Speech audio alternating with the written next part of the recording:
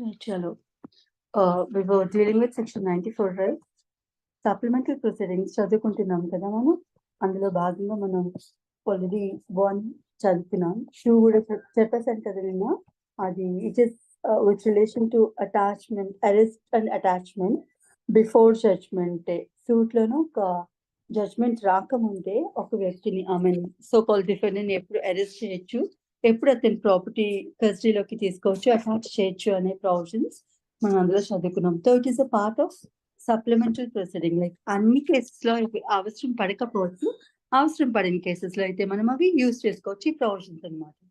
So we're done with clause A and clause B of section 94. Now we'll go to clause C. Grant a temporary injunction and in case of disobedience, commit a person guilty thereof to the civil prison or order that his property be attached and sold. Third kind of proceeding ఏమై ఉండొచ్చు అంటే a grant of temporary injunction and temporary injunction court grant చేయొచ్చట supplementary proceeding లో భాగంగా. And injunction ఇచ్చిన తర్వాత కూడా దాన్ని ఆర్డర్ ఎవరైనా వాయిలేట్ చేస్తే, డిజోబే చేస్తే అటువంటి పర్సన్ ని సివిల్ ప్రిజన్ లో డీటైన్ చేయొచ్చు అండ్ అతని ప్రాపర్టీ కూడా అటాచ్ చేయొచ్చు అని చెబుతోంది. అండ్ దీనికి సంబంధించిన ఇది substantial right, as a massive right మనకి ఇటువంటి రైట్ ఒకటి ఉంది అని కోర్ట్ చెప్తుంది. బట్ దీన్ని ఎన్ఫోర్స్ చేసుకోవాలంటే మనకి ఒక ప్రొసీజర్ ఉండాలి కాబట్టి, అండ్ ఈ ప్రొసీజర్ ఎందులో ఉంటుందంటే ఆర్డర్ 39 లో ఉంటుంది in the form of rules. So will go to order 39. So can I have this on the screen? So దీని connected order 39 కాబట్టి we'll finish that today.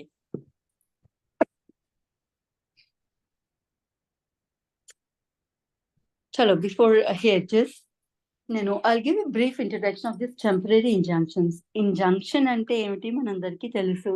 Injunction is nothing but order of a court directing a person to do or not to do something. ఒక పని చేయమని కానీ చేయొద్దని కానీ court ఇచ్చిన order ఏమైతే ఉంటుందో అటువంటి దాన్ని మనం ఇంజంక్షన్ కింద కన్సిడర్ చేయొచ్చు అనమాట. Right. And the purpose of injunction ఏమిటి అంటే ఎదుటి వ్యక్తికి హాని కలగకుండా, అతని ప్రాపర్టీకి కానీ అతని లీగల్ రైట్స్ కి కానీ హాని కలగకుండా ప్రొటెక్ట్ చేయడానికి ఈ ఇంజంక్షన్స్ అనే ఒక రైట్ ఈ కోడ్ మనకి కల్పించింది అనమాట. సో ఇంజంక్షన్స్ చాలా రకాలు ఉంటాయి. అందులో ఒక పని చేయమని కనుక ఆర్డర్ చేస్తే అది we call it a mandatory injunction అనమాట. కంపల్సరీ ఆ పని చేసే తీరాలని చెప్పి కోర్ట్ డైరెక్ట్ చేస్తే దాన్ని మ్యాండేటరీ ఇంజంక్షన్ అంటారు.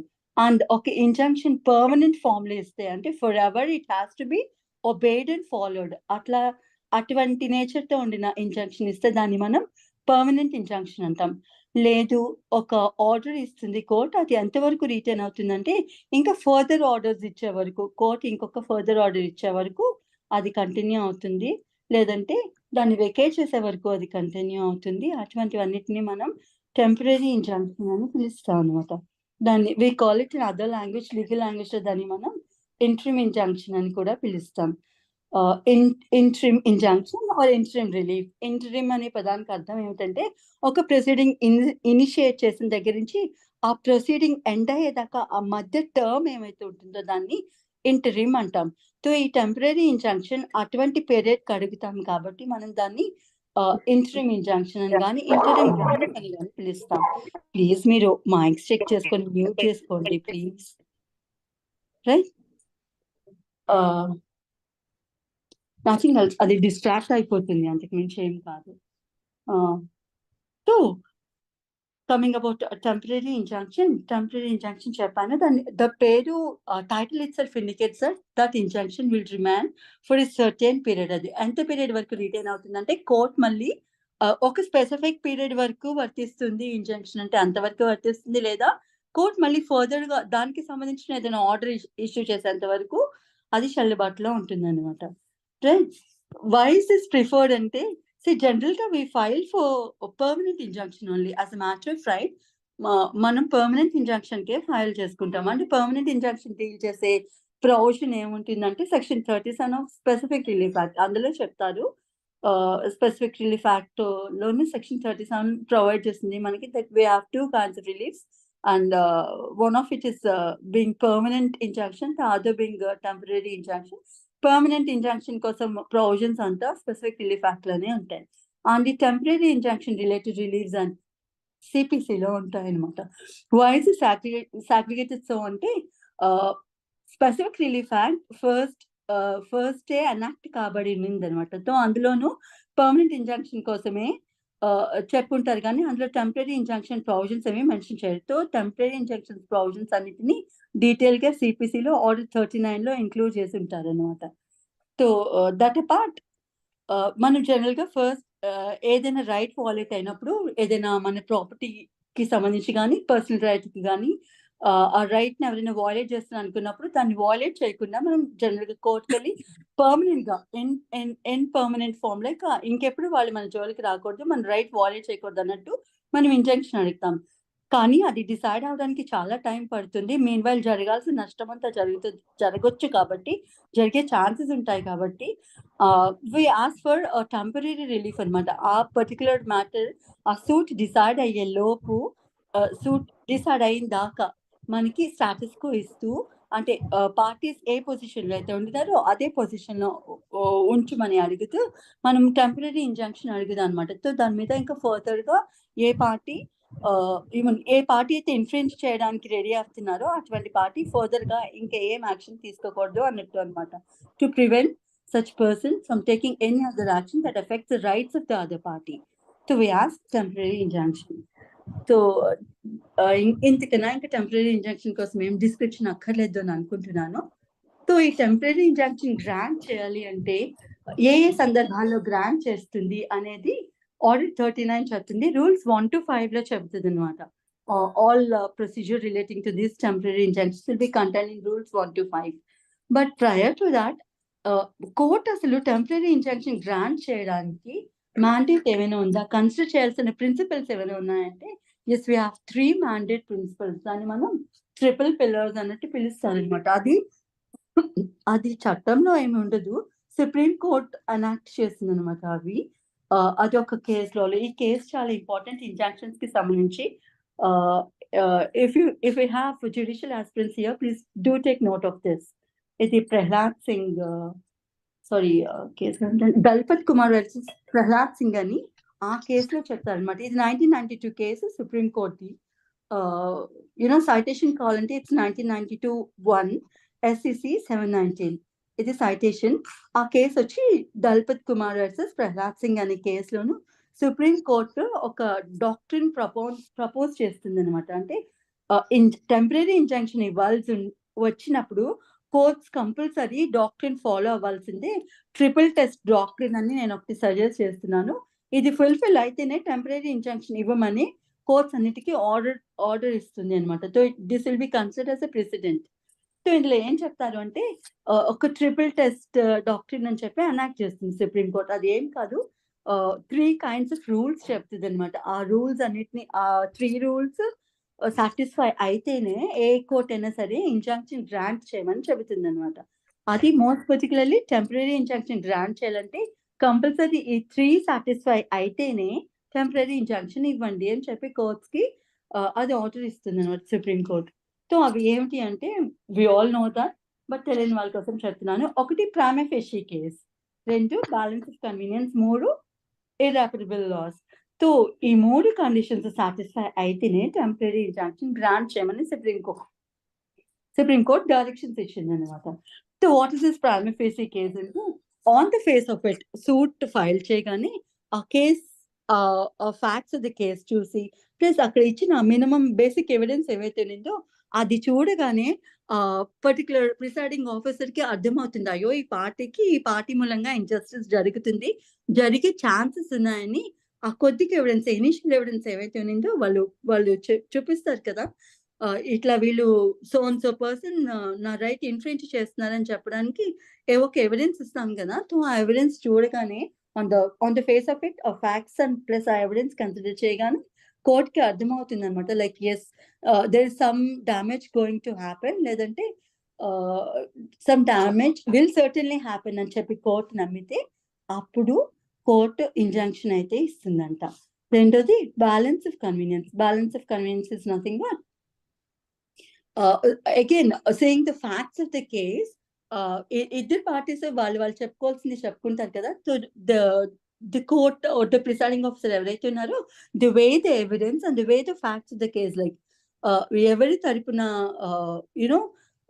ఫీజిబిలిటీ ఉన్నింది ఆర్డర్ పాస్ చేయడానికి అనేది వే చేస్తుంది అనమాట. అంటే ఎవరిచ్చిన ఎవిడెన్స్ హెవీగా ఉన్నింది అన్నట్టు బ్యాలెన్స్ ఉంటుంది కదా, దాన్ని టక్కెట ఏమంటారు దాన్ని, బ్యాలెన్స్ త్రాచు. ఎస్. సో త్రాచులో we have to two sides of it కదా. సో అట్లా అనమాట, ఇద్దరు పార్టీస్ ఇచ్చిన ఎవిడెన్స్ ని, చూపించిన ఎవిడెన్స్ ని, చెప్పిన ఫ్యాక్ట్స్ ని వే చేస్తుంది అనమాట. సో ఎవరు చెప్పింది ట్రస్ట్ వర్ది అనిపిస్తే వాళ్ళ తరపున ఆర్డర్ ఇష్యూ చేస్తుంది అనమాట. సో ప్లెయింటిఫ్ ఎవరైతే ఇంజంక్షన్ అడుగుతున్నారో వారికి ఎక్కువ ఆ బ్యాలెన్స్ ఆఫ్ కన్వీనియన్స్ ఉండాలన్నమాట. సో వారు చెప్పుకున్నది I don't know how to express is like వారి తరపున ఎవిడెన్స్ ఏవైతే ఉన్నాయో వారికి లాస్ జరుగుతుంది అనేది ఎక్కువగా చూపిస్తూ ఉండాలన్నమాట కోర్టుకి. So that is balance of convenience. And the last one is irreparable loss. Like irreparable loss అంటే రిపేరబుల్ లాస్ అన్నట్టు. ఇంకా ఆ లాస్ ఎట్లా అంటే we can't get back to the normal state అనమాట. ఆ జరిగిన లాస్ ని తిరిగి వెనక్కి తెచ్చుకోలేవు అనమాట. అటువంటి సిచ్యువేషన్ కనుక ఉండింటే ఈ 3 కండిషన్స్ కనుక ఫుల్ఫిల్ అయితే అప్పుడు మాత్రమే ఇంజంక్షన్ గ్రాంట్ చేయమని చెప్తుంది. And courts have to follow this as a mandate. Like ఈ 3 కండిషన్స్ ఫుల్ఫిల్ అయితేనే అప్పుడు కోర్ట్స్ టెంపరరీ ఇంజంక్షన్ గ్రాంట్ చేస్తాయన్నమాట. ఇది ఈ కేసులోనే ప్రపౌండ్ చేశారు. ఆ ట్రిపుల్ టెస్ట్ రూల్ అనేది, డాక్ట్రిన్ అనేది ఆ పర్టికులర్ కేసులోనే సుప్రీంకోర్ట్ డ్రాఫ్ట్ చేసింది అనమాట. సో ప్రపౌండ్ చేసింది అంటారు యాక్చువల్గా the language of it is. So దాన్ని మళ్ళీ అదే supreme court Shiv Kumar Chadda versus municipal corporation of ఢిల్లీలో మళ్ళీ రీటరేట్ చేస్తుంది అనమాట. టెంపరరీ ఇంజంక్షన్ ఫైల్ చేయగానే అడగగానే ఇచ్చేయకండి. It is not a matter of right. అది ఇవన్నీ వెరిఫై చేసి ఈ 3 కండిషన్స్ ఫుల్ఫిల్ అయితేనే ఇస్తాము. And it is absolutely the description of the court. కానీ పార్టీ యొక్క రైట్ కాదు, as a matter of right వాళ్ళు అడగడానికి ఉండదు. నాకు ఇంజంక్షన్ ఇచ్చేస్తే నాకు లాస్ జరుగుతుంది అని చెప్పి as a matter of right అడగడానికి లేదు. కోర్ట్ అన్ని వే చేసిన తర్వాత ఈ 3 కండిషన్స్ ఫుల్ఫిల్ అయితే and then court if it deems fit like as temporary injunction ఇవ్వాలి అని చెప్పి కోర్ట్ భావిస్తే అప్పుడు మాత్రమే కోర్ట్ గ్రాంట్ చేస్తుంది. So it is a discretionary power of the court అని చెప్తుంది. సో అగైన్ మళ్ళీ డిస్క్రిషన్ ఆఫ్ కోర్ట్ వదిలేసాం కదా అని అది విమ్స్ అండ్ ఫ్రాన్సిస్ కి బిహేవ్ చేయడానికి లేదు. ప్రాపర్ గా సర్కమ్స్టాన్సెస్ అన్నిటిని వే చేసి ప్రాపర్ జడ్జ్మెంట్ ఇవ్వమని చెప్పి సుప్రీంకోర్ట్ ఈ పర్టికులర్ కేసులో మళ్ళీ డైరెక్షన్స్ ఇస్తుంది అనమాట. So these are the 2 important cases relating to temporary injunction, right? And second citation ఒకసారి రిపీట్ చేస్తారా? సైటేషన్ మా okay. Shiv Kumar Chadda versus municipal corporation of Delhi. మీరు ఊరికే గూగుల్ చేసి ఫైనల్ పారాగ్రాఫ్ చూస్తే ఆ డెసిషన్ ఏమిటి మనకి తెలుస్తుంది. So have a glance about it, right? Shiv Kumar Chadda versus municipal corporation of Delhi 1993 SEC brackets లో 3/161, రైట్? జ్యుడిషియల్ ఆస్పిరెంట్స్ అయితే టెంపరరీ ఇంజంక్షన్ కోసం అడిగితే మాత్రం ఈ 2 కేసెస్ డెఫినెట్ గా రాయాల్సి ఉంటుందండి. Okay, okay ma'am, thank you. చాలా most welcome. Hello, now we'll go to order 39. like to ఏ కేసెస్ లోను కోర్టు టెంపరరీ ఇంజంక్షన్ గ్రాంట్ చేయొచ్చు అనేది ఆర్డర్ 39 లో రూల్స్ 1 to 5 లో చెబుతారు. రూల్ 1 చెబుతుంది, I'll read the rule for you. Where in any suit it is proved by affidavit or otherwise.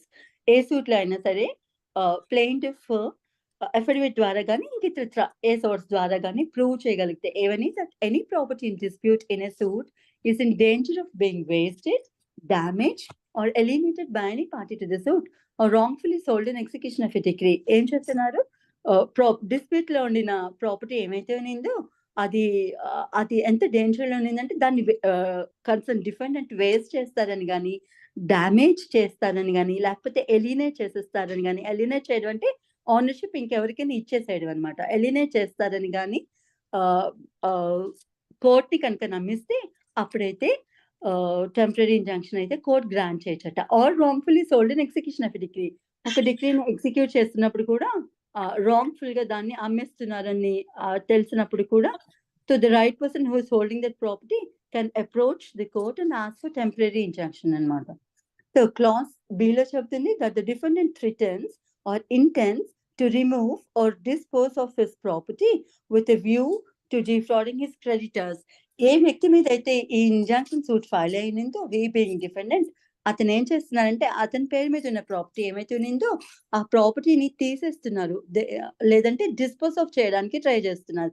తీసేయడం is in relation to movable property, dispose of చేయడం is in relation to immovable property. తో ఆ defendant కి ఉండిన movable property కానీ immovable property కానీ creditors కి అప్పు చెల్లించాల్సి వస్తుందనే కారణంతోనూ వాళ్ళని మోసం చేయడానికి, వాళ్ళని అవాయిడ్ చేయడానికి, వాళ్ళ నుంచి ఆ లైబిలిటీ అవాయిడ్ కావడానికి వారు ఆ ప్రాపర్టీ అమ్మేస్తున్నారు అనుకోండి.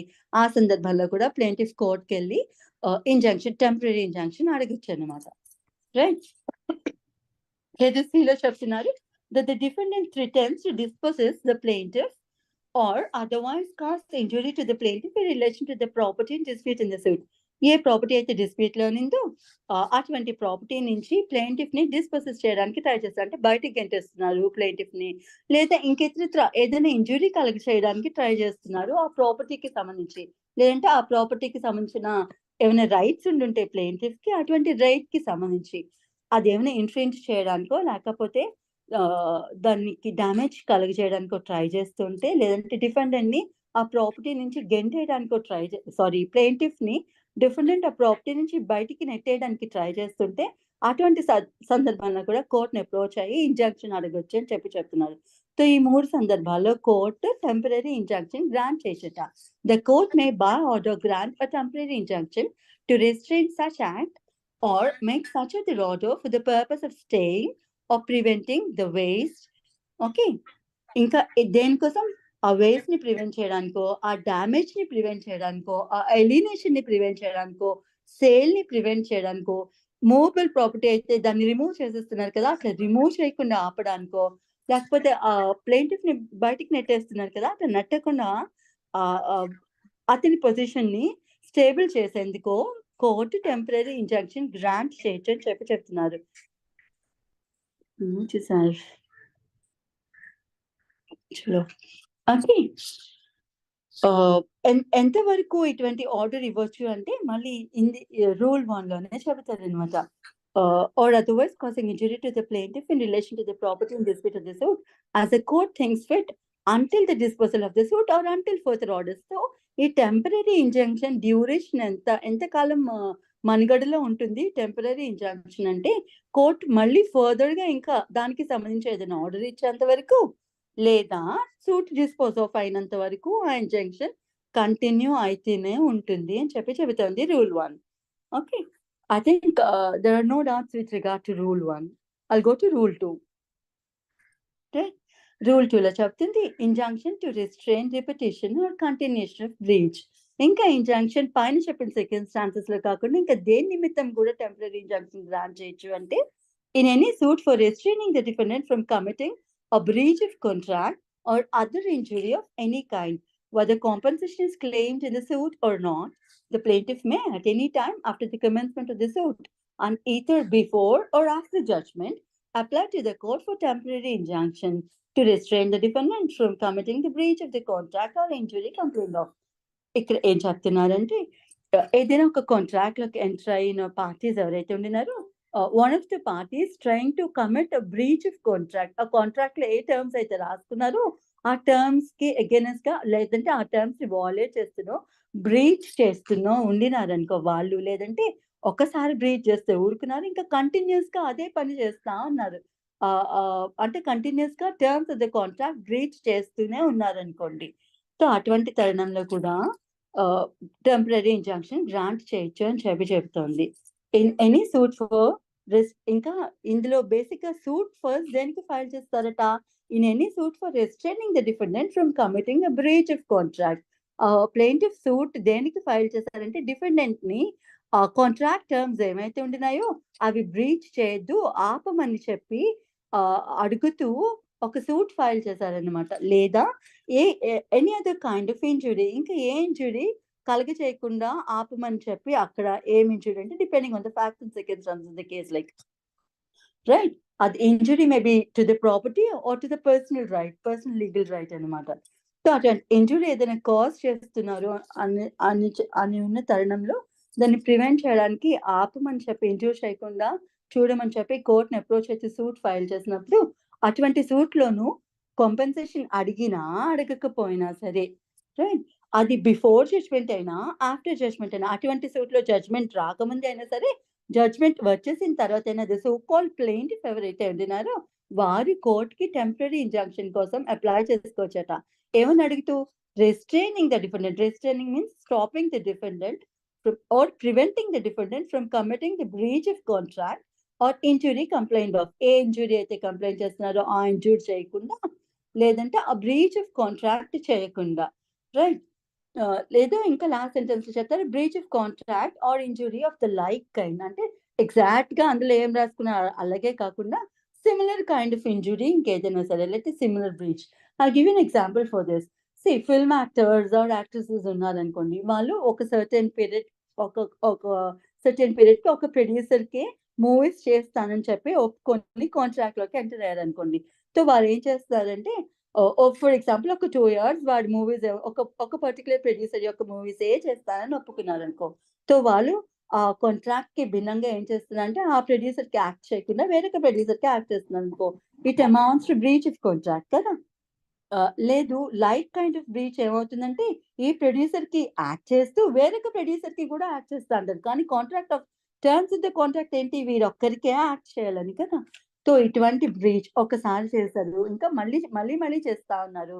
సో అలా కంటిన్యూస్ బ్రీచ్ చేస్తున్నా సరే, ఎవరైతే ఎఫెక్టెడ్ పార్టీ ఉన్నారో ది సో కాల్డ్ ప్లెయింటిఫ్ కోర్టుకి వెళ్ళి సూట్ ఫైల్ చేసుకొని అటువంటివి బ్రీచ్ చేయకుండా చూడమని చెప్పి కోర్టు నుంచి ఇంజంక్షన్ అడగచ్చు అనమాట. అప్పుడు కోర్టు టెంపరరీ ఇంజంక్షన్ గ్రాంట్ చేస్తుంది, depending on resting the disposal of the suit disposal పక్క నుంచి ఫస్ట్ అర్జెంట్ గా ఏమిస్తుందంటే టెంపరరీ ఇంజంక్షన్ ఇస్తుంది. మీరు ఏవైతే బ్రీచ్ చేయడానికి సిద్ధపడుతున్నారో, ఏదైతే బ్రీచ్ చేస్తున్నారో దాన్ని చేయొద్దు అని చెప్పి కోర్టు ఆర్డర్ ఇస్తుంది అనమాట. This is rule 2.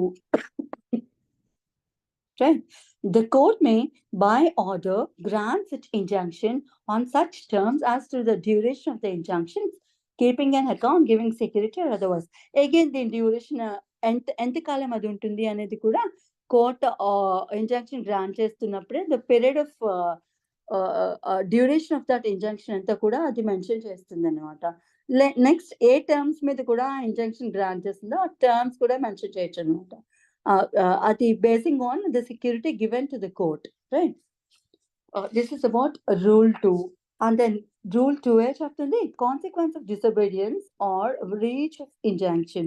In case of disobedience of any injunction granted or other order made under rule 1 or 2, or breach of any of the terms on which the injunction was granted or the order made, the court granting the injunction or making the order or any person, making order or any court to which the suit of proceeding is transferred may order the property of the person guilty of such disobedience or a breach to be attached. Aim అది simple గా 2A ఏం చెబుతుందంటే 2A again is added through an amendment. And amendment A amendment అండి, 1976 లో వచ్చిన amendment ద్వారా ఈ court కి అడిషనల్ ప్రొవిజన్ యాడ్ చేయడం జరిగిందనమాట.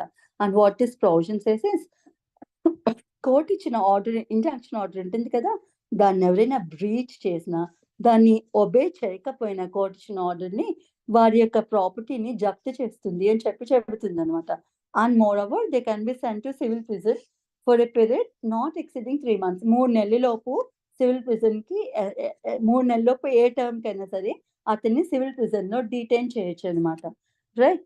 లేదంటే కోర్టు ఫర్దర్ గా ఆర్డర్ ఇచ్చేంత వరకు అతన్ని డిటెన్షన్ లోనే ఉంచొచ్చు అనమాట, రైట్. ఇది చెప్తుంది. తో ఇంజంక్షన్ ఆర్డర్ కనుక డిసోబే చేసిన వాళ్ళు ఎవరైనా ఉన్నా, లేదంటే బ్రీచ్ చేస్తే కనుక వారి యొక్క ప్రాపర్టీ ఏమైతే ఉంటుందో మేడ్ బి మూవబుల్ అదైతే కోర్ట్ అటాచ్ చేస్తుందంట.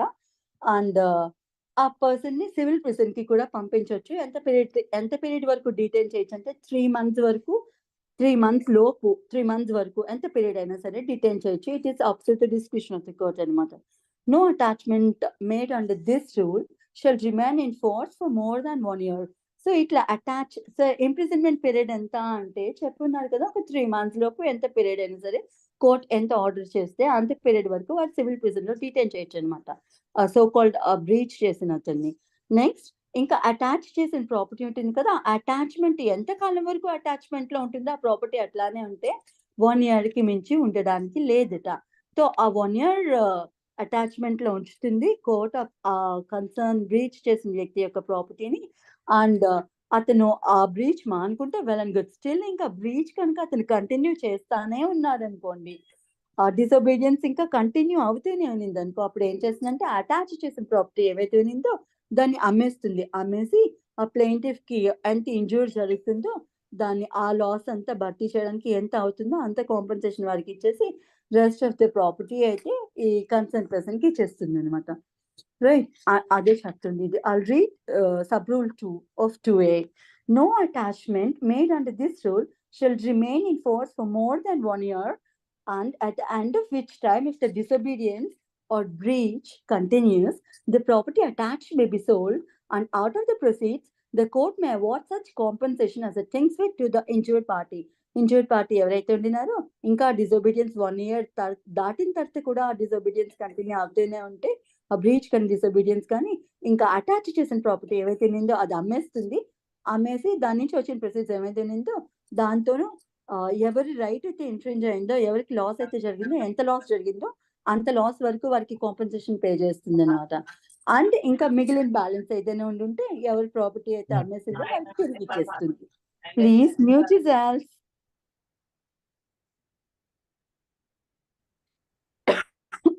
Right. This is about rule 2A. Right. Coming to the rule 3, before granting injunction, the court to direct notice to the opposite party. నేను ఇందాక kinds of injunctions చెప్పినప్పుడు ఒక injunction చెప్పడం మర్చిపోయా. అది it is not a kind of injunction, but it can be treated as a kind of injunction. Though the law doesn't particularly mention it as a kind of injunction. Mandatory injunction అంటే ఏంటో చెబుతుంది, prohibitory injunction అంటే ఏంటో చెప్తుంది. prohibitory injunction is nothing but ఒక వ్యక్తిని ఒక పని చేయొద్దు అని చెప్పి ఆర్డర్ చేస్తే అది ప్రొహిబిటరీ ఇంజంక్షన్ అవుతుంది. ఒక వ్యక్తిని ఒక పని కంపల్సరీగా చేయాలి అని ఆర్డర్ చేస్తే అది మ్యాండేటరీ ఇంజంక్షన్ అవుతుంది. And depending on the period permanent injunction, అది టెంపరరీ ఇంజంక్షన్ కూడా తెలుస్తుంది. ఇవి కాకుండా we have another kind of injunction, like we call it as ad interim injunction అని. ad interim in the sense interim injunction కి ad interim injunction కి తేడా ఏమిటంటే, ఇంట్రిమ్ ఇంజంక్షన్ లోను పార్టీస్ ని ఇనిషియల్ గా విని, రైట్, మనం ఇంజంక్షన్ ఎట్లా ఫైల్ చేస్తాం, ఫస్ట్ ఒక సూట్ ఫైల్ చేస్తాం. పర్మనెంట్ ఇంజంక్షన్ అడిగితే ఒక సూట్ ఫైల్ చేస్తాం, అందులో మళ్ళీ ఒక అప్లికేషన్ పెట్టుకుంటాం. ఈ పర్మనెంట్ ఇంజంక్షన్ సూట్ ఫైల్ చేయగానే ఇమ్మీడియట్ గా, లేకపోతే ఫైల్ చేస్తున్నప్పుడే ఒక అప్లికేషన్ పెట్టుకుంటాం. దాన్ని మనం we call it an interim application పెట్టుకొని ఆ ఇంట్రిమ్ అప్లికేషన్ ద్వారానే మనం ఈ టెంపరరీ ఇంజంక్షన్ రిలీఫ్ అడుగుతాం అనమాట. So pending the disposal of the suit, నాకు ఇమీడియట్ లాస్ జరిగే ఛాన్సెస్ ఉన్నాయి కాబట్టి నాకు టెంపరరీ ఇంజంక్షన్ ఇవ్వండి అని చెప్పి కోర్టుకి అప్లికేషన్ పట్టుకుంటాము. And we call it IA, like and IA అంటాం దాన్ని. IA is nothing but interlocutory application అనమాట. So pending the disposal of suit, నాకు టెంపరరీ ఇంజంక్షన్ ఇవ్వండి అని చెప్పి అడుగుతాం కదా. ఐఏ ఫైల్ చేసినప్పుడు ఏం చేస్తుందంటే, కోర్టు ఇద్దరు పార్టీస్ ని విని, హియరింగ్ ఉంటుంది కదా, సో ఇద్దరు పార్టీస్ ని వినిన తర్వాత ఆ ఐఏలో అడిగిన రిలీఫ్ ఏవైతే ఉందో సో కాల్ టెంపరరీ ఇంజంక్షన్ అదైతే గ్రాంట్ చేస్తుంది. బట్ యాడ్ ఇంట్రిమ్ ఇంజంక్షన్ ఏమవుతుంది అంటే, ఆ పార్టీస్ ని వినదు, చాలా urgency ఉండుంటది.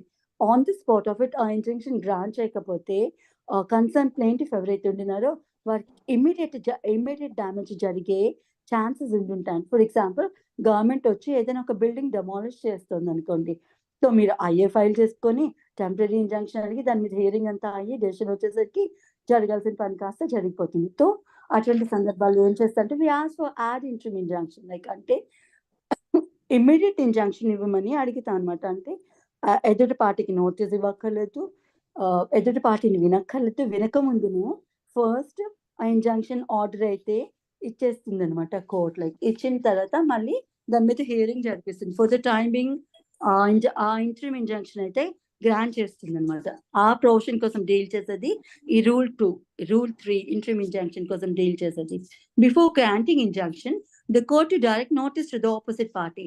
So so A kind of injunction అని ఇచ్చే ముందు మాత్రం ఏం చెప్తుందంటే ఆపోజిట్ పార్టీ ఎవరైతే ఉంటున్నారో వారికైతే నోటీస్ మ్యాండేటరీగా ఇవ్వాలి అని చెబుతుంది. Because other party has to know that injunction has been granted against him.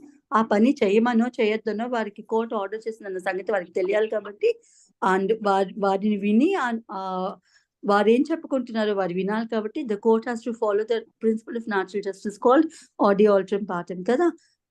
No person can be condemned unheard అంటే ఇద్దరు పార్టీస్ ని విని ఒక పార్టీని వినకుండా ఏకపక్షంగా జడ్జ్మెంట్ ఇవ్వడానికి లేదు కాబట్టి ఇద్దరు పార్టీస్ ని వినిన తర్వాతనే ఏ ఆర్డర్ అయినా సరే కోర్టు ఇస్తుంది. Same rule applies to injunction also. Injunction order issue చేసే ముందు ఆపోజిట్ పార్టీకి నోటీస్ ఇస్తుంది. They call them for hearing. వాళ్ళిద్దరు చెప్పుకునేది వినిన తర్వాత మాత్రమే జనరల్ ప్రొసీజర్ లోనే ఇంజంక్షన్ అయితే గ్రాంట్ చేస్తుంది కదా. కానీ ఇక్కడ ఏమవుతుందంటే, I'll read the rule for you. The court shall, in all cases, except where it appears that the object of granting the injunction would be defeated by delay, before granting an injunction, direct the notice of the application for the same to be given to the opposite party. So, ఆ notice ఇవ్వకుండా వెసులుబాటు urgent situations ఉండిన సందర్భాల్లో అయితే court కలిగిస్తుంది అనమాట. So ఏదైతే mandate గా నోటీస్ ఇవ్వాలి ఆపోజిట్ పార్టీకి అనే రూల్ ఉందో దాని నుంచి వెసులుబాటు ఎప్పుడు ఇస్తుంది అంటే, ఆ నోటీస్ అది ఇవ్వడం మూలంగా డిలే జరిగిపోతుంది, ఆ డిలేలో ఈ పార్టీ నష్టపోతారు అని చెప్పి కోర్టు భావించినప్పుడు దాని నుంచి అయితే ఎగ్జామ్షన్ ఇస్తుంది అనమాట. ఎదుటి పార్టీకి నోటీస్ ఇవ్వకుండానే ఇంజంక్షన్ ఇది గ్రాంట్ చేస్తుంది అనమాట. రైట్. కానీ అట్లా గ్రాంట్ చేసిన తర్వాత ఇంకేం చేయాలి కూడా చెప్తుంది. The court shall, in all cases except where it appears that the object of granting the injunction would be defeated. ఏ ఉద్దేశంతో అయితే ఆ ఇంజంక్షన్ గ్రాంట్ చేస్తున్నారో అది నోటీస్ ఇచ్చి ఆ పార్టీస్ వచ్చి వాళ్ళని విని అది ఇచ్చి ఇదంతా జరిగేసరికి జరగాల్సిన నష్టం జరిగిపోతుంది అని చెప్పి ఆ డిలే మూలంగా కోర్టు భావిస్తే ఆ నోటీస్ నుంచి ఇవ్వాలనే రూల్ నుంచి ఎగ్జామ్షన్ ఇస్తుంది అనమాట. So would be defeated by delay, before granting the injunction, direct the notice of the application for the same to be given to the opposite party unless ఆ delay మూలంగా నష్టం జరుగుతుంది అనే సందర్భం ఉంటే తప్పితే as a general rule opposite పార్టీకి notice అయితే ఇవ్వండి అని చెప్తుంది. కానీ అర్జెన్సీ ఉన్న పరిస్థితిలో ఆ డిలే మూలంగా ప్లెయింటిఫ్ కి నష్టం జరుగుతుంది అంటే ఇవ్వాల్సిన అవసరం లేదు అని కూడా చెబుతుంది అనమాట.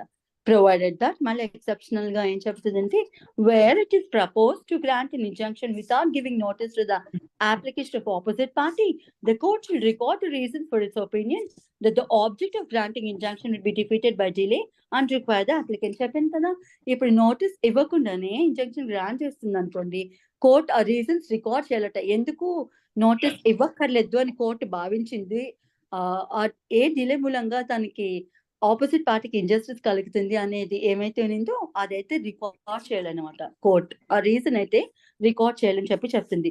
రికార్డ్ చేసిన తర్వాత ఏం చేస్తుంది, అక్కడికి ఆన్ ది స్పాట్ అయితే ఇంజంక్షన్ ఇస్తుంది. కానీ ఇమ్మీడియట్ గా ప్లెయింటిఫ్ ఏమైనా ఆర్డర్ చేస్తుందంటే, to deliver to the opposite party or to send to him by registered post immediately after the order granting the injunction has been made, a copy of the application for the injunction together with a copy of the affidavit filed in support of the application, a copy of the plaint, copies of documents on which the applicant relies. ఇంకేం చెప్తుంది, సరే నీకు urgency ఉంది, notice ఇచ్చి అవన్నీ జరిగేసరికి నీకు injustice జరుగుతుంది కాబట్టి నీకు ఇమ్మీడియట్ గా నేను రిలీఫ్ అయితే ఇచ్చాను, కానీ మీ బాధ్యతగా ఆపోజిట్ పార్టీకి మీరు నోటీస్ అయితే ఇచ్చి తీరాల్సింది. ఇప్పుడు ఏం పంపించాలి మీరు, నేను ఎప్పుడైతే ఇంజంక్షన్ గ్రాంట్ చేసేసానో ఆ నెక్స్ట్ మూమెంట్ మీరు రిజిస్టర్డ్ పోస్ట్ ద్వారా ఏమేం కాపీస్ ఆపోజిట్ పార్టీకి ఇవ్వాలంటే, ఒకటి మీరు పెట్టుకున్న అప్లికేషన్ ఏమైతే ఉన్నిందో ఆ కాపీ, ఇంజంక్షన్ అడుగుతూ మీరు పెట్టుకున్న అప్లికేషన్ ఏమైతే ఉన్నిందో అది, ప్లస్ కాపీ ఆఫ్ అఫిడవిట్, మీరు సపోర్టివ్ అఫిడవిట్ ఫైల్ చేస్తారు కదా ఆ అఫిడవిట్, నెక్స్ట్ ప్లెయింట్ ఉంటది కదా ఒరిజినల్ ప్లెయింట్, ఆ ప్లెయింట్ యొక్క కాపీ, అండ్ దెన్ ఇంకే ఇతర డాక్యుమెంట్స్ ఏమైనా మీరు దాని మీద రిలే అయితే ఈ రీజన్స్ కి నాకు ఇంజంక్షన్ అర్జెంట్ గా గ్రాంట్ చేయండి అని చెప్పి మీరు ఫోటోగ్రాఫ్స్ ఇంకేవేవో పెడతారు కదా. సో ఇవన్నీ జతపరిచి రిజిస్టర్డ్ పోస్ట్ లో ఇమ్మీడియట్ గా ఆర్డర్ వచ్చిన తర్వాతనే పంపించేసేయాలి ఆపోజిట్ పార్టీకి అని చెబుతుంది అనమాట. అండ్ క్లాస్ బి చెప్తుంది, to file on the day on which such injunction is granted or on the day immediately following the other day an affidavit stating that the copy supposed has been delivered. ఇప్పుడు ఏ రోజు అయితే injunction ఇచ్చారో ఆ రోజు కానీ the next following day immediate అంటే దాని పక్క రోజునే కోర్టుకి ఏమి ఇవ్వాలట, మీరు కన్సర్న్ ప్లేయింటిఫ్ ఏమి ఇవ్వాలట, ఒక ఎఫిడవిట్ ఇవ్వాలట. ఏమని అఫిడవిట్ ఏమని రాసింటుందంటే, కోర్ట్ ఆర్డర్ ప్రకారం నేను ఈ కాపీస్ ఏ కాపీస్ అయితే పంపించాలని రాసిందో application and rest follow the copies, అన్ని కాపీస్ నేను రిజిస్టర్డ్ పోస్ట్ ద్వారా నేను ఆపోజిట్ పార్టీకి పంపించేశాను అని అఫిడవిట్ అయితే కోర్టుకి ఇవ్వాల్సి. ప్లీజ్ మ్యూట్ యువర్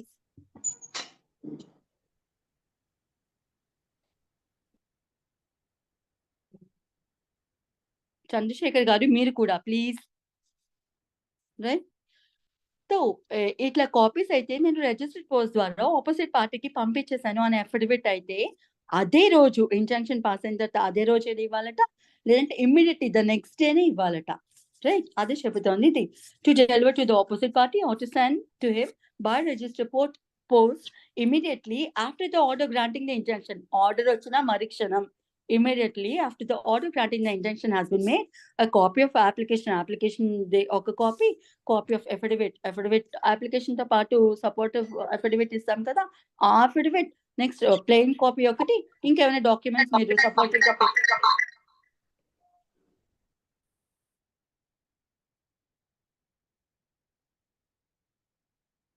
ఏమైనా సపోర్టివ్ డాక్యుమెంట్స్ తీసుకొస్తే ఆ అన్ని కాపీస్ రిజిస్టర్డ్ పోస్ట్ ద్వారానే అదే రోజు కానీ ఆ ఇంజంక్షన్ గ్రాంట్ అయినా ఆ నెక్స్ట్ డే కానీ వెంటనే పంపించేయాలట. అండ్ పంపించినట్టు కోర్టుకి ఇంటిమేషన్ ఇవ్వాలి అని సారీ అట్లా కాపీస్ రిజిస్టర్డ్ పోస్ట్ ద్వారా పంపించాననేది అఫిడవిట్ ద్వారా కోర్టుకి అదే రోజు కానీ ఇంజంక్షన్ గ్రాంట్ అయిన రోజు కానీ లేదంటే ఇమీడియట్ నెక్స్ట్ డే కానీ కోర్టుకి అఫిడవిట్ ఇవ్వాలి అని చెబుతుంది అనమాట. To file on the day on which such injunction is granted. ఏ రోజైతే ఇంజంక్షన్ గ్రాంట్ అయిందో ఆ రోజు కానీ or on the day immediately following that day, దాని పక్క రోజు కానీ an affidavit stating that the copies aforesaid has been delivered or sent, పంపించేశారు అని చెబుతూ అఫిడవిట్ ద్వారా ఆ విషయం అయితే కోర్టుకి చెప్పాలట. అండ్ దెన్ రూల్ 3A చెబుతుంది, 3A is again inserted through the same amendment 1976 amendment ద్వారానే 3A కూడా ఇన్సర్ట్ చేశారు ఇందులో. Court to dispose of the application for injunction within 30 days, where an injunction has been granted without giving notice to the opposite party. ఏ పరిస్థితిలో అయితే, ఏ కేసులో అయితే injunction opposite పార్టీకి notice ఇవ్వకుండానే గ్రాంట్ చేశారో అటువంటి తరుణంలో the court shall make an endeavor to finally dispose of the application within 30 days from the date on which the injunction was granted. So ఇది మనకి ఇందాక ఇచ్చింది ఏముంది, యాడ్ ఇంట్రిమ్ ఇంజంక్షన్ కదా. మనకి పైన చెప్పుకునింది మనం యాడ్ ఇంట్రిమ్ ఇంజంక్షన్ కోసం మాట్లాడుతున్నాం. అక్కడ ఏ హీరింగ్ జరగలేదు, అర్జెన్సీ ఉంది కాబట్టి అర్జెంట్ గా ఆ ఇంజంక్షన్ అయితే ఎదుటి పార్టీకి తను ఏం చెప్పుకోవాలో అది వినకుండా ఆ పార్టీకి ఆపర్చునిటీ ఇవ్వకుండానే ఇంజంక్షన్ గ్రాంట్ చేసేసింది కదా. కానీ ఒరిజినల్ గా మనం అప్లికేషన్ పెట్టుకున్నాం కదా in the form of interlocutory application ద్వారా మనం కోర్టుని ఏమడిగాం, టెంపరీ ఇంజంక్షన్ ఇవ్వమని అడిగాం కదా. సో అటువంటి అప్లికేషన్ ఏమైతే ఉందో అది 30 days లోపు డిస్పోజ్ ఆఫ్ చేయాలట. ఏ కేసులో అయితే యాడ్ ఇంజంక్షన్ గ్రాంట్ చేసిందో, ఏ పార్టీకి అయితే నోటీస్ ఇవ్వకుండా ఇంజంక్షన్ గ్రాంట్ చేసిందో అటువంటి తరుణంలోనూ 30 days లోపు ఒరిజినల్ ఏమైతే ఉందో ఆ ఇంట్రిమ్ అప్లికేషన్ ఏమైతే ఉందో దాన్ని 30 days లోపు డిస్పోజ్ ఆఫ్ చేయాలి అని చెబుతుంది అన్నమాట. Where an injunction has been granted without giving notice to the opposite party, the court shall make an endeavor, shall try to the fullest extent to finally dispose of the application within 30 days. This application is nothing but the interlocutory application asking for temporary injunction. So that application has to be disposed of within 30 days from the date on which the injunction was granted. Injunction granted అయిన 30 రోజుల్లోగా application ని విని దాని మీద విచారణ జరిపించి దానికి సంబంధించిన తీర్పు ఇవ్వాలి అని చెబుతుంది అనమాట. And where it is unable to do so, it shall record its reasons for such inability. 30 days లోగా కన్సర్న్ అయ్యే కనుక డిస్పోజ్ ఆఫ్ చేయలేకపోతే ఎందుకు డిస్పోజ్ ఆఫ్ చేయలేకపోయింది ఆ రీజన్స్ కూడా రికార్డ్ చేయాలని చెబుతుంది. Right, we'll go to rule 4 now.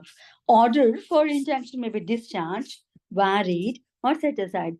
సరే, ఇంజంక్షన్ లో ఏదో ఒక ఆర్డర్ ఇస్తుంది కదా, టెంపరీ ఇంజంక్షన్ అడిగాం మనం, ఆర్డర్ ఇచ్చింది కదా, ఆర్డర్ ని మార్చొచ్చా లేకపోతే దాన్ని డిశ్చార్జ్ చేసేయచ్చా, లేదంటే అది దాన్ని సెటిసైడ్ చేయొచ్చా అంటే ఎస్ దెర్ ఆర్ ఛాన్సెస్ అని చెప్తుంది. కానీ అది ఎప్పుడు చేయొచ్చు అటువంటి పనులు అనేది ఈ రూల్‌లో చెప్తుంది. An order for an injunction may be discharged varied అంటే మార్చడం అంట. మార్పులు చేర్పులు ఏమైనా చేయాల్సొస్తే ఆర్డర్‌లోనూ చేయొచ్చనమాట. లేదా కంప్లీట్‌గా సెటిసైడ్ చేసేయొచ్చు ఆర్డర్‌ని by the court on application made thereto by the party dissatisfied with such order. Injunction order ఎవరికి అగైన్స్ట్‌గా పాస్ అయిందో వారు ఆ ఆర్డర్‌తో డిస్సాటిస్ఫై అయితే కనుక వారు ఆ ఆర్డర్‌ని మార్చమని గాని, లేకపోతే సెటిసైడ్ చేయమని గాని, లేకపోతే ఆర్డర్ డిశ్చార్జ్ చేసేయమని గాని అప్లికేషన్ పెట్టుకోవచ్చు కోర్ట్‌కి అని చెప్పి చెబుతుంది. Provided that if in an application for temporary injunction or in any affidavit supporting such application, a party has knowingly made a false or misleading statement in relation to the material particulars and the injunction was granted without giving notice to the opposite party, the court shall vacate the injunction unless for reasons to be recorded it considers that it is not necessary to do so in the interest of justice. ఇక్కడ ఏం చెప్తుంది ప్రొవిజువల్ అంటే it is an exception sort of thing. ఎక్సెప్షన్‌లో ఏం చెప్తుందంటే ఏదైనా ఒక పార్టీ అబద్ధం చెప్పో, ఫాల్స్ స్టేట్మెంట్ ఇచ్చో, ఫాల్స్‌గా రిప్రజెంట్ చేసో, కోర్ట్‌ని మిస్‌లీడ్ చేసో, ఏదైనా అబద్ధంగా చెప్పి ఇంజంక్షన్ తెచ్చుకున్నారనుకో, అది కోర్ట్‌కి ప్రివ్ అయిందనుకోండి. ఆ ఇంజంక్షన్ ఏమైతే ఉన్నిందో దాన్ని I don't know what you call it in Telugu again. రద్దు చేయడం మేడం, వెకేట్ చేయడం. రద్దు. యెస్. వెకేట్ అంటే దాన్ని యాప్ట్ వర్డ్ ఇంగ్లీష్‌లో అయితే వెకేట్, తెలుగులో అయితే దాన్ని పనికి రాకుండా చేస్తుంది. ఆ ఆర్డర్ ఇంకా ఎన్ఫోర్సబుల్ కాదనమాట. రద్దు చేస్తుంది. As you said. అట్లా అన్నమాట.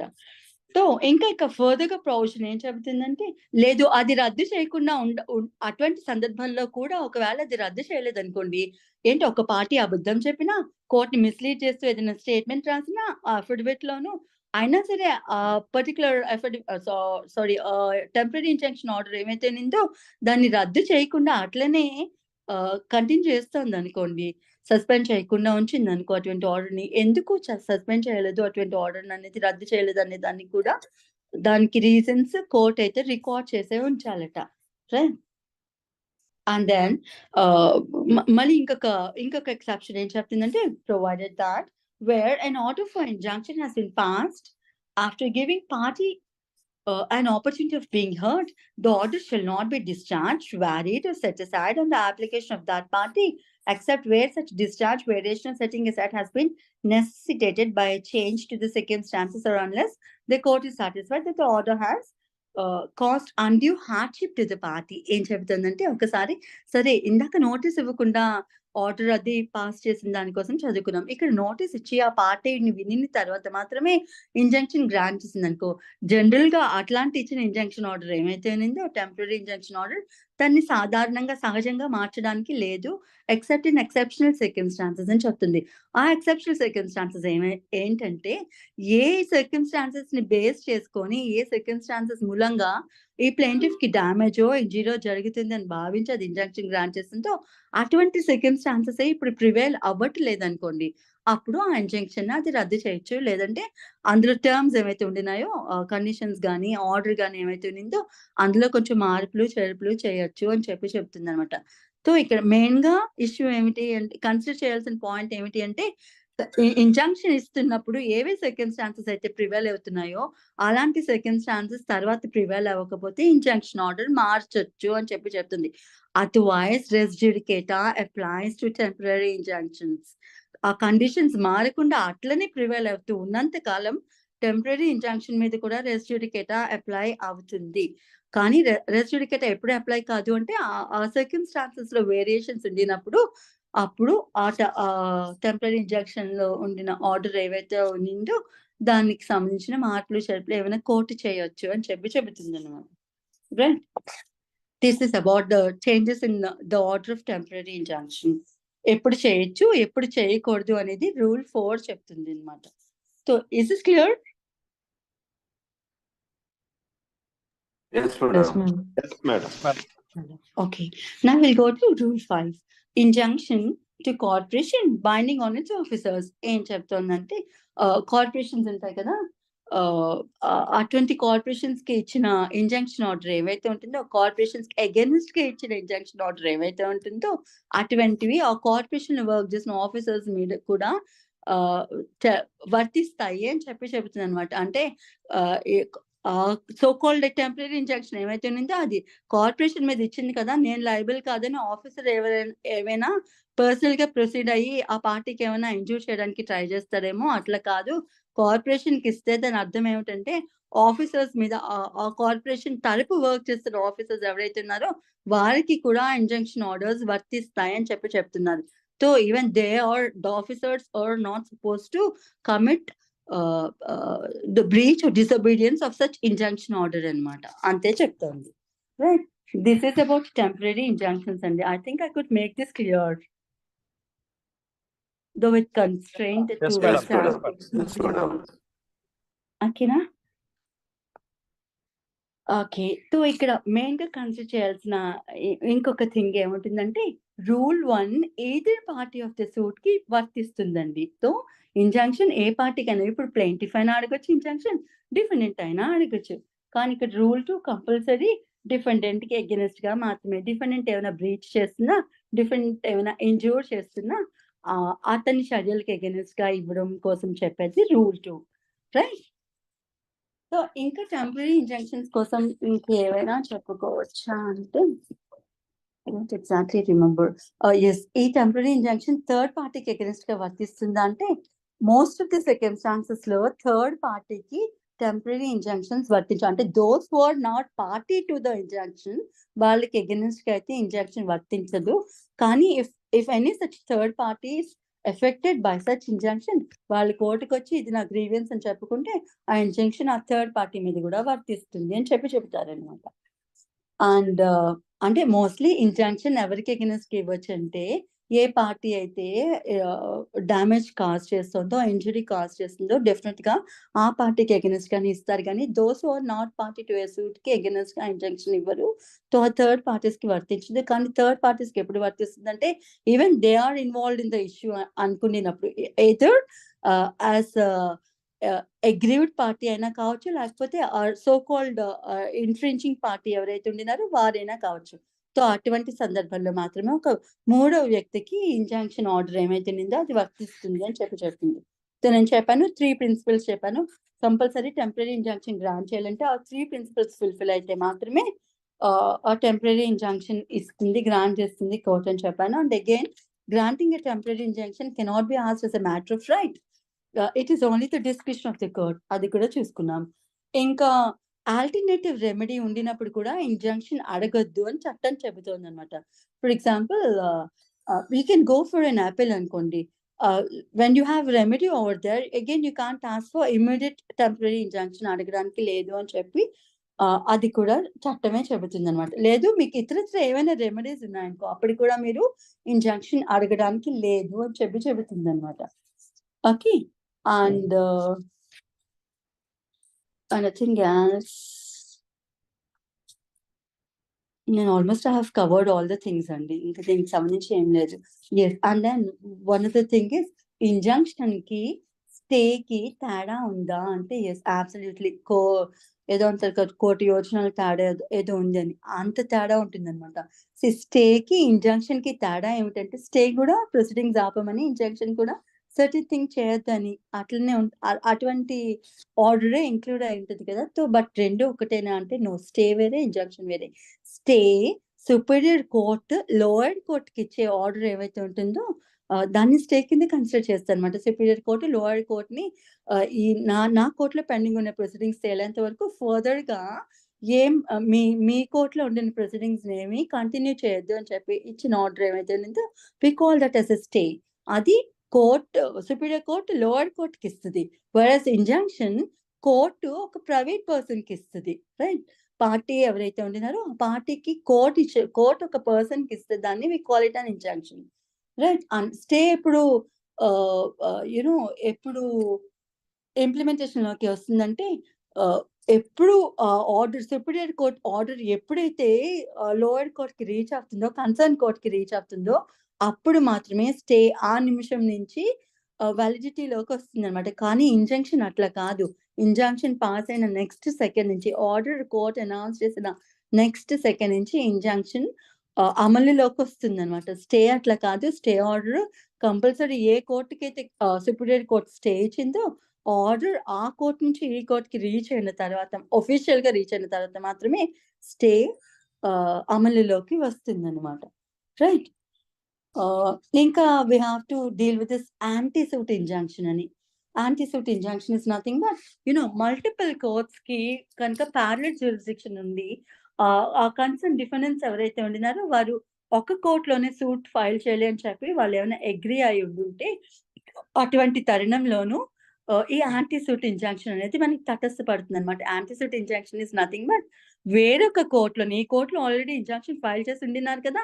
ఇంకా వేరే ఏ కోర్ట్‌లో any court anywhere in India or even abroad also even in foreign కోర్ట్‌లో కూడా వేరొక సూట్ ఫైల్ చేయడానికి లేదు. ఇదే విషయం నిమిత్తమని ప్రివెంట్ చేస్తున్న అంశం ఏదైతే ఉందో we call it as an anti-suit injunction అన్నమాట. It restricts party to the suit or ఏదైనా సూట్ గాని, ప్రొసీడింగ్ గాని ఏదైనా సరే దాని ముందు ఒక పర్టిక్యులర్ కోర్ట్ ముందు ఏదైనా ఒక సూట్ గాని, ప్రొసీడింగ్ గాని ఫైల్ చేస్తే అండ్ అది కాక మల్టిపుల్ కోర్ట్ ఇంకేదైనా కోర్టు అటువంటి సూట్ డీల్ చేసే అంశం కనుక ఉండుంటే ఇంకా ఇతరత్ర ఏ కోర్ట్స్‌లో కూడా మీరు సేమ్ రిలేటెడ్ ఇష్యూకి సంబంధించి సూట్ ఫైల్ చేయొద్దు అని ఇచ్చిన ఆర్డర్ ఏమైతే ఉంటుందో దాన్ని యాంటీ సూట్ ఇంజంక్షన్ అని చెప్పి పిలుస్తారనమాట. జస్ట్ ఇంకా నథింగ్ ఎల్స్ ఆన్ దిస్ అండి. ఇంకా డీటెయిల్‌గా చెప్పుకోవాలంటే if we go through concern text books ఉంటాయి కదా! అందులో ఇస్తారు మనకి ఏ సూట్స్‌లోనూ ఇంజంక్షన్ గ్రాంట్ చేయొచ్చు, ఎప్పుడు గ్రాంట్ చేయొచ్చు, ఎప్పుడు గ్రాంట్ చేయకూడదు అనేది ఉంటదనమాట.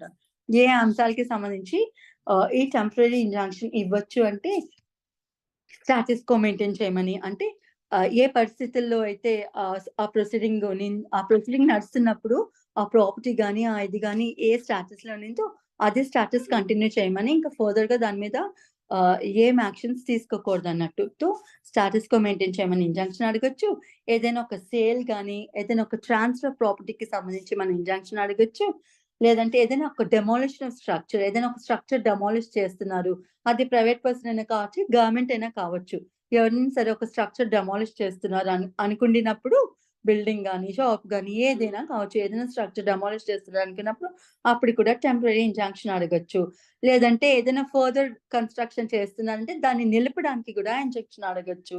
సిమిలర్‌లీ అటాచ్‌మెంట్ ఆఫ్ ప్రాపర్టీకి సంబంధించి ఒక ప్రాపర్టీని అటాచ్ చేస్తున్నారని తెలిసినప్పుడు ఆ ప్రాపర్టీకి సంబంధించిన కన్‌స్ట్రెయింట్స్ ఉన్న పర్సన్ ఎవరైనా ఉండుంటే దాన్ని ఆ ప్రాపర్టీని అటాచ్ చేయొద్దని అడగడానికి కూడా ఇంజంక్షన్ అడగొచ్చన్నమాట. సిమిలర్‌లీ ఏదైనా మనం అపాయింట్‌మెంట్ ఆఫ్ రిసీవర్ కోసం మనం నెక్స్ట్ చదువుకుంటాము. ఒక రిసీవర్‌ని అపాయింట్ చేస్తున్న ఆ తరుణంలో కూడా ఆ రిసీవర్‌ని అపాయింట్ చేసే అవసరం లేదు. స్టాప్ చేయండి రిసీవర్‌ని అపాయింట్ చేస్తూ అని చెప్పి కూడా మనం ఇంజంక్షన్ అడగొచ్చన్నమాట. సిమిలర్‌లీ ఒక ఎగ్జిక్యూషన్ ఆఫ్ డిక్రీకి సంబంధించి కూడా మనం టెంపరరీ ఇంజంక్షన్ అడగొచ్చు. ఫర్ టైమ్ బీయింగ్ సస్పెండ్ చేయండి ఎగ్జిక్యూషన్ అని చెప్పి అడగొచ్చు. లైక్ ఈ ధర్నాసు, స్ట్రైక్స్ ఇలాంటివి ఏమైనా జరిగితే వాటికి సంబంధించి కూడా అవి చేయొద్దు అని చెప్పి అడగొచ్చు. లేదైనా ఒక కాపీరైటో, ట్రేడ్ మార్కో ఇలాంటివి ఏమైనా ఇన్‌ఫ్రింజ్ చేస్తూ ఉండినప్పుడు అటువంటి రైట్స్ కూడా మనం చదువుకున్నాం కదా! కాంట్రాక్ట్స్ ఏమైనా వయలేట్ చేస్తున్నారు, కాంట్రాక్చువల్ టర్మ్స్ అన్నప్పుడు మనం అడగొచ్చు ఇంజంక్షన్ అని. వాటి రిలేటెడ్‌గా కూడా ఇంజంక్షన్ అడగవచ్చు. ఇది ఓకే. బట్ ఏ అంశాల్లోనే ఇంజంక్షన్ అడగకూడదు పెక్యులర్‌గా చెప్పుకోవాలంటే ఏదైనా పబ్లిక్ మిస్‌చీఫ్ జరుగుతోందనుకోండి. దానికి సంబంధించి ఇంజంక్షన్ అంటే ఎవరో ఒక పబ్లిక్‌కి సంబంధించిన ప్రాపర్టీ ఎవరో డ్యామేజ్ చేస్తున్నారో, లేకపోతే పబ్లిక్ పీస్‌ని ఎవరో డిస్టర్బ్ చేస్తున్నప్పుడు ఎవరైనా కోర్ట్‌కెళ్ళి ఇంజంక్షన్ అడగడానికి వెళ్తుంటే అబ్బబ్బే! మీరు ఇంజంక్షన్ ఫైల్ చేయొద్దని అనడానికి లేదన్నమాట. రైట్. అండ్ దెన్ ఏదైనా ఒక పబ్లిక్ ప్రాజెక్ట్‌కి సంబంధించి కూడా ఇంజంక్షన్ అడగడానికి లేదు. ఇప్పుడు గవర్నమెంట్ చేపట్టిన ప్రాజెక్ట్స్ ఏమైనా ఉంటాయి కదా! వాటికి సంబంధించి ఎట్టి పరిస్థితిలో కూడా దాన్ని స్టే చేయమని చెప్పి మనం అడగడానికి ఇంజంక్షన్ ఫైల్ చేయడానికి లేదన్నమాట పబ్లిక్ ప్రాజెక్ట్స్ మీద. బికాజ్ ఆ అంశం తేలేలోగా it will cause so much of financial damage to the government or the concern person కాబట్టి పబ్లిక్ ప్రాజెక్ట్స్‌కి సంబంధించి కూడా ఇంజంక్షన్ గ్రాంట్ చేయరన్నమాట. ఇది కూడా మనం స్పెసిఫిక్ రిలీఫ్ యాక్ట్‌లో చదువుకుంటాం ఈ అంశానికి సంబంధించి. నెక్స్ట్ ఇట్లా ఏమైనా కాంట్రాక్చువల్ లయబిలిటీస్ ఉన్నాయనుకోండి. అవి కూడా అంటే పర్సనల్ కాంట్రాక్చువల్ లయబిలిటీస్ ఉన్నాయనుకో అవి పెర్ఫార్మ్ చేయమని అడుగుతూ కూడా మనం ఫైల్ చేయడానికి ఫర్ ఎగ్జాంపుల్ ఒక సింగర్ పాట పాడతారని కాంట్రాక్ట్‌లోకి ఎంటర్ అయ్యాడనుకో, వాడు పాడలేడనుకో చచ్చినట్టు పాడించండి అతని చేత అని చెప్పి అడుగుతూ లేకపోతే అతని పాడొద్దనో చెప్పో మనం ఇంజంక్షన్ అడగడానికి లేదనమాట. It again depends on the facts and circumstances of the case. Like అది దేనికి సంబంధించి అనేది మనం చూసి దాన్ని బట్టి. Next against filing criminal prosecution. ఒక వ్యక్తి మీద క్రిమినల్ కేసు ఏది ఫైల్ చేయకూడదు అని ఇంజంక్షన్ కూడా తీసుకోవడానికి లేదనమాట. రైట్. అలానే బ్యాంక్స్ మీద కానీ ఫైనాన్షియల్ ఇన్స్టిట్యూషన్స్ మీద కానీ అవి వాటి లోన్స్ రికవర్ చేసుకోవడానికి వాటి యాక్షన్ అవి తీసుకుంటూ ఉంటాయి కదా, జప్తు చేసుకోవడం ఇలాంటి పనులు చేస్తాయి కదా. సో వాటికి ఎగెనెస్ట్ గా కూడా మనం ఇంజంక్షన్ అడగడానికి లేదనమాట. సిమిలర్లీ ఎడ్యుకేషనల్ ఇన్స్టిట్యూషన్స్ కి ఎగెనెస్ట్ గా. అలానే లెజిస్లేటివ్ ప్రొసీడింగ్స్ ఉంటాయి కదా, కన్సర్న్ లెజిస్లేచర్, స్టేట్ లెజిస్లేచర్ కానివ్వండి, లోక్సభ కానివ్వండి, అక్కడ ఏమైనా ప్రొసీడింగ్స్ జరుగుతుంటే వాటిని నిలిపివేయమని అడిగితే కూడా మనం ఇంజంక్షన్ అడగడానికి లేదు. చాలా పర్టికులర్ గా చెప్పుకోవాలంటే ఇంతనే ఇవి. Right. So that's nothing much about temporary injunctions అండి. I have covered all this. Temporary injunction మీద అప్పీల్కి వెళ్ళొచ్చు, రివిజన్ కి కూడా వెళ్ళొచ్చు. We have all sorts of rights. Right. This is about temporary injunction. ఇది ఒక సప్లిమెంటరీ ప్రొసీడింగ్ అన్నట్టు. ఇది కాదు. What's the time now? 6:41. If you're okay, ఒక 5-10 minutes లో నెక్స్ట్ పోర్షన్ కూడా చెప్పేస్తాను. And that is to make any madam, such ఒకసారి పోలీస్ other సైడ్ గురించి చెప్పరా మేడం? pardon? ఒకసారి పోలీస్ సైడ్ గురించి చెప్పరా మేడం? అర్థం కాలేదండి, మళ్ళీ అడిగరా? Police aid madam. పోలీస్ ఇది out of subject madam. Police aid అదే ఇంజంక్షన్ వయలేట్ చేస్తే పోలీస్ ఎయిడ్ అడగచ్చునా? Yes madam. Yes, you can go for it అండి. అంటే మనం సేమ్ కోర్ట్ని అడుగుతాం పోలీస్ ఎయిడ్ ప్రొవైడ్ చేయమని, బికాస్ ఇంజంక్షన్ వయలేట్ చేస్తున్నారు అదర్ వ్యక్తులని. ఇఫ్ ద కోర్ట్ పర్మిట్స్, ఆ కోర్ట్ నుంచి ఆర్డర్ తీసుకొని వెళ్ళి కన్సర్న్ పోలీస్ స్టేషన్ లోనూ మీరు అది చూపించి పోలీస్ ని ఎయిడ్ అడగచ్చు అనమాట. సో పర్సన్స్ ఇట్లా ఇంటర్ఫీర్ అవుతున్నారు నా ప్రాపర్టీతోనూ, సహాయానికి రండి అని చెప్పి మీరు కన్సర్న్ పోలీస్ ని అడగచ్చు. Right. Good morning madam. Good morning అండి, చెప్పండి. మేడం కేసు లా చెప్పాలి మేడం. ఫస్ట్ కేసు లా 1992 ఒకటి, 1993 ఒకటి మేడం. ఓకే, గుడ్, చెప్తానండి.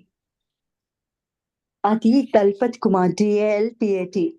ఇది ట్రూలీ ఇంపార్టెంట్ బికాస్ ఇందులోనే ట్రిపుల్ డాక్ట్రిన్ అయితే మాత్రం సుప్రీంకోర్టు లే చేసింది అనమాట. సో మనం ఆ balance prima facie case, balance of convenience, irreparable loss ఇవి మనకి టెక్స్ట్ బుక్స్ కోడ్ లో ఎక్కడా కనిపించవు. ఈ ప్రిన్సిపల్ ఫాలో అవ్వాలి అనేది మనకి ఎక్కడా కనిపించదు. 1992లోనే సుప్రీంకోర్టు ఈ డాక్ట్రిన్ డ్రాఫ్ట్ చేసింది అనమాట. And that cases Dalpat Kumar DALPAT, Dalpat Kumar versus Prahlad Singh PRAHLAD, Prahlad Singh. అది 1992 SEC 719 citation, right? And the other cases, Shiv Kumar Chadha versus Municipal Corporation of Delhi 1993 SEC bracket 3 161, right? ఇందులో మళ్ళీ రీటరేట్ చేస్తుంది అనమాట. సేమ్ అవే ప్రిన్సిపల్స్ కంపల్సరీగా ఫాలో అవ్వాలి అని ఇంకొంచెం డీటెయిల్డ్ ఎక్స్ప్లెనేషన్ ఇస్తుంది. ప్రైమా ఫేషి కేసు అంటే ఏమిటి, బ్యాలెన్స్ ఆఫ్ కన్వీనియన్స్ ని ఎట్లా తీసుకోవాలి అవన్నీ చెప్పి ఇంకొంచెం ఫర్దర్ గా ఎక్స్ప్లెయిన్ చేస్తుంది అనమాట ఈ కేసులో.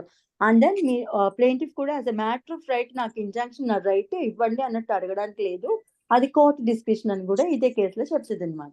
Right. Shivkumar Chadha versus municipality of Delhi madam. Municipal corporation of Delhi, it's not municipality అండి, municipal corporation of Delhi. Right. చాలా yeah, most welcome. I'm done with this అండి. మిగతా రెండు ప్రొవిజన్స్ రేపు చెప్పుకుందాం. It's already 6:46. ఓకే.